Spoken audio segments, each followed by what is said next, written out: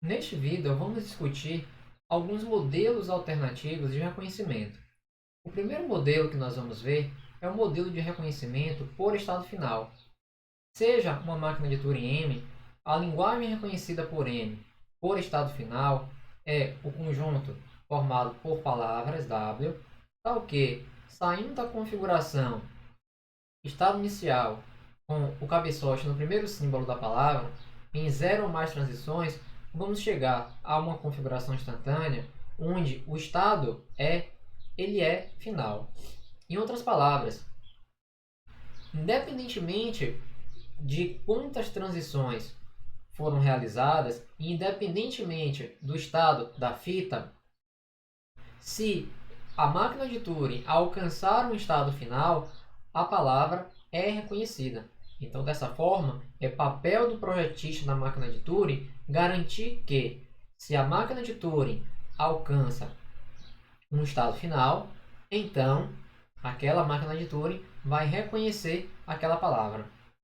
E então aquela palavra faz parte da linguagem desejada.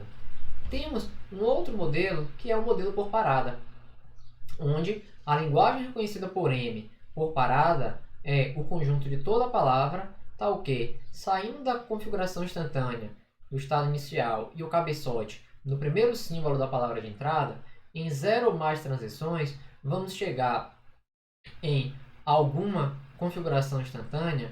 Observe que temos o cabeçote em um símbolo do alfabeto de fita A e não há transição daquele estado E sob aquele símbolo A. Então, a transição vai ser indefinida. Dessa forma, a máquina de Turing ela aceita aquela palavra.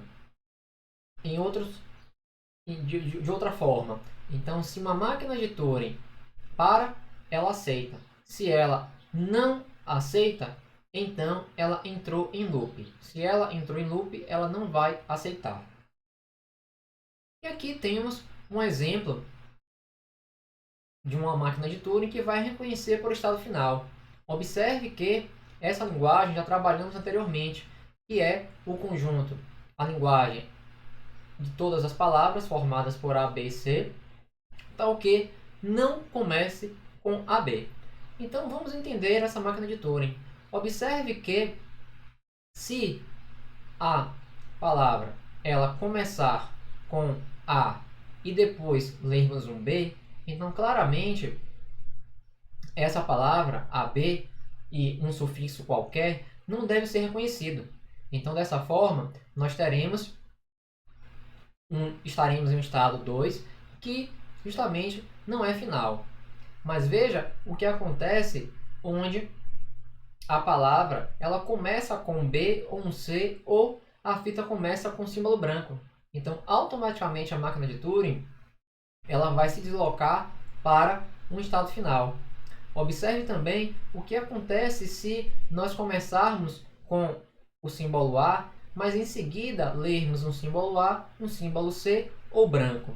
Veja que então nós quebramos esse padrão da rejeição, que é prefixo AB. Então, a partir do sufixo 1, a partir do estado 1, nós nos dirigimos para o estado final F. Então, dessa forma, veja como nós garantimos que, se a máquina de Turing chegar ao estado final F, independentemente do conteúdo da sua fita, a palavra ela é reconhecida. Dando continuidade, vamos ver uma outra máquina que reconhece a mesma linguagem, porém o critério de reconhecimento é por parada. Então sabemos que a palavra AB que comece com AB não deve ser reconhecida.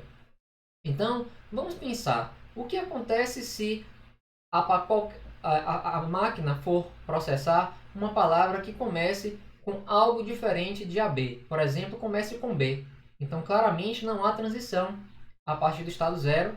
Logo, a máquina para e então aceita. E se começar com C, a máquina para e então aceita. E se começar com A, vamos pensar, nós vamos para o estado 1.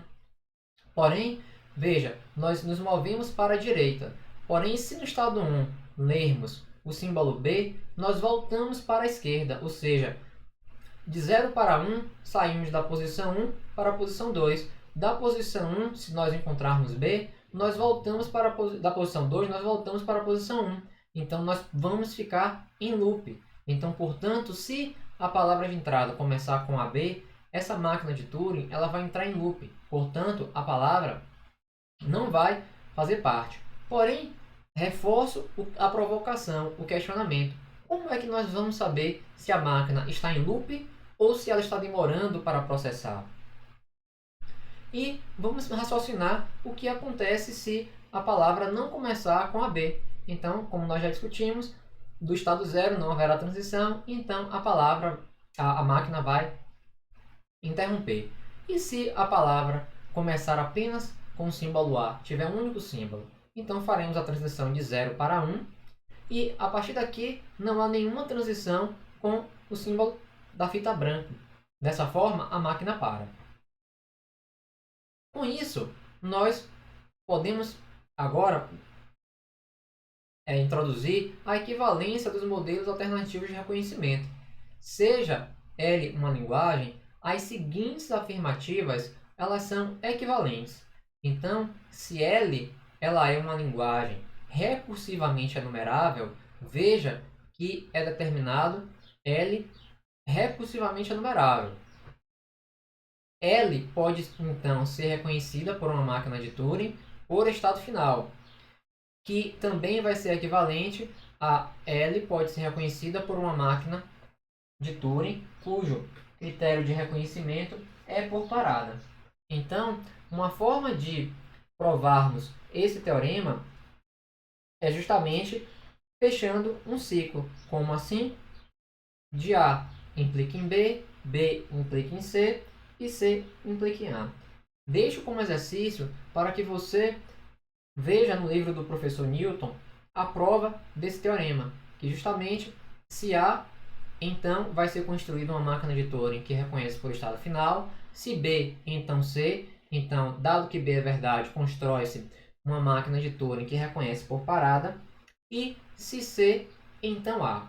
Então com isso, apresentamos a equivalência dos modelos alternativos de reconhecimento.